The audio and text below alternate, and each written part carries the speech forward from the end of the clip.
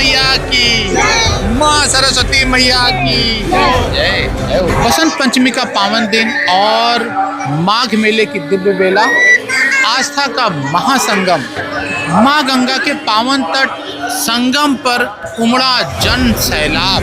श्रद्धालु भक्तजन और साधु संत संगम में डुबकी लगाने को आतुर हैं, क्योंकि यह केवल स्नान नहीं, पुण्य, शुद्धि और नवजीवन का संकल्प है। मान्यता है बसंत पंचमी पर संगम स्नान से पापों का क्षय होता है और जीवन में सकारात्मक ऊर्जा, ज्ञान और तेज का संचार होता है। के उपरांत जप, तप और दान, अन्नदान, वस्त्रदान और सेवादान कर्मों से मानव जीवन वास्तव में धन्य होता है। शीत से उष्मा की ओर, अंधकार से प्रकाश की ओर बसंत पंचमी सिखाती है आगे बढ़ना, शुद्ध होकर, शांत होकर, ऊर्जावान होकर। आइए इस बसंत पंचमी प्रयाग पहुंचिए और माँ गंगा के इस पावन तट पर संगम में गंगा में डुबकी लगाई और परंपरा के भागीदार बने। जय माँ गंगे, हर हर गंगे, नमामि गंगे।